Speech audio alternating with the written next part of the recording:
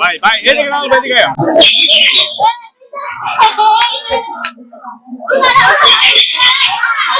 আমি বলে বুঝতে পারবো না, আমাদের বাণিজ্য মেলা অনেক সুন্দর। আপনারা আসবেন, অনেক সুন্দর সুন্দর দেখতে পাবেন, অনেক সুন্দর সুন্দর রাইড আছে, আপনারা সবাই আসেন। আশা করি সবাই আসবেন, অনেক সৌন্দর্য উপভোগ করবেন, অনেক সুন্দর সুন্দর জিনিস আছে। আইসা ঘুরে যান আমাদের ব্রাহ্মণবাড়িয়া কাউতুলি বাণিজ্য মেলা উৎসব 2025 বাণিজ্য মেলা জেলা প্রশাসন এটা উদ্যোগে আমি পরিচালনা, আমি ব্রাহ্মণবাড়িয়া এই পরিচালনা প্রথমবারে আসছি সুন্দর একটা মেলা উপহার দিতে।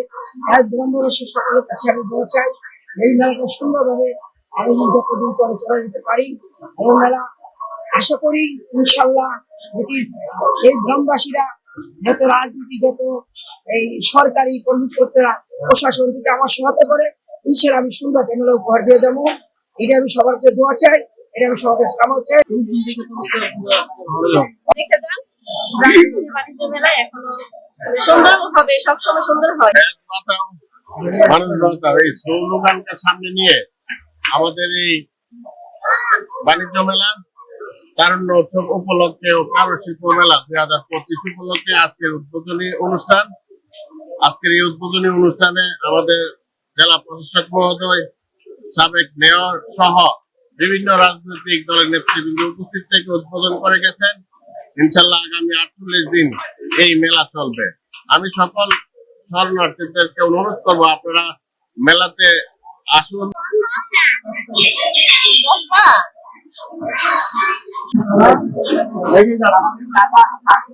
তারুণ্য উৎসব উপলক্ষে জেলা প্রশাসকের ব্রাহ্মণবাড়িয়ার উদ্যোগে আমরা এই যে মেলাতে উপভোগ করতে আসছি।